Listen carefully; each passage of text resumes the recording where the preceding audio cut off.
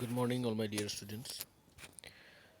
तो जैसे कि आपको पता है कि हम गुंजन किताब से चैप्टर नंबर 9 जो कि एक कविता है कदम का पेड़ कर रहे हैं।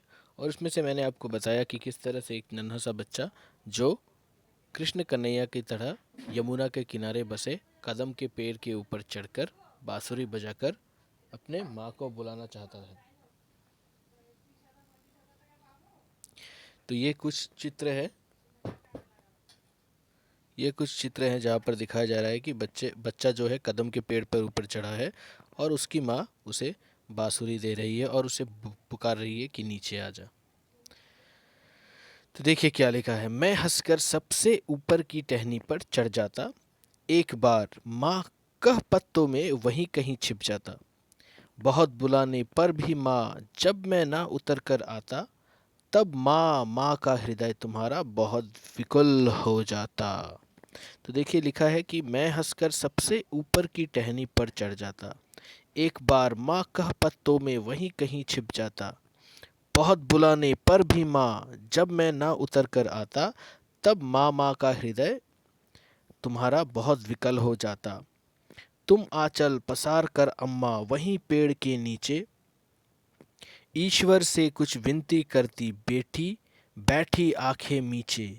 तुम्हें ध्यान में लगी देख मैं धीरे धीरे आता और तुम्हारे फैले आंचल के नीचे छप जाता। तो देखिए यहाँ पर लिखा है जब वह हंसकर ऊपर की टहनी पर चढ़ जाता, मतलब वो बच्चा, तभी उसकी माँ उसे बेटा मुन्ना राजा कहकर बुलाती रहती, लेकिन वो नीचे जब नहीं उतर कर आता, तब तुम आंचल पसार कर अम्मा वहीं पेड़ कर नीचे, तब उसकी माँ क्या करती, आंचल पसार कर पेड़ के नीचे बैठ जाती। आंचल पसार कर मतलब जो साड़ी का पल्लू होता है उसे फैलाकर। ईश्वर से कुछ विनती करती बैठी आके नीचे, और नीचे बैठकर आंचल पसार कर ईश्वर से, भगवान से विनती करती रहती आंखें बंद करके। तुम्हें ध्यान में लगी देख मैं धीरे धीरे आता और तुम्हारे फैले आंचल के नीचे छिप जाता। और तुम्हें ये सब करते देखकर मैं धीरे धीरे, मतलब वो बालक धीरे धीरे पेड़ के नीचे आ जाता, आकर उसके गोदी पर छिप जाता।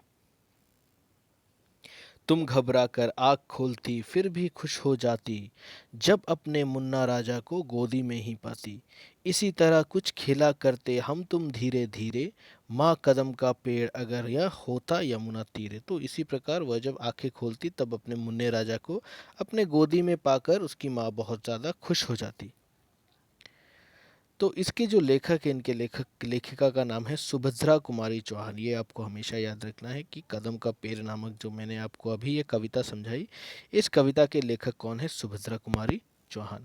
तो देखिए यहाँ पर एक प्यारा सा चित्र है जहाँ पर दिखाया जा रहा है किस तरह माँ आंचल फैलाकर बैठी है और उसके नीचे वह बालक पेड़ के नीचे आकर, और पेड़ के नीचे आकर अपने माँ के पल्लू के नीचे छिपकर बैठ जाता है, और उसकी माँ उसे अपने गोदी में पाकर बहुत ज़्यादा खुश हो जाती है। तो इसी के साथ यह पाठ हमारा समाप्त होता है। धन्यवाद।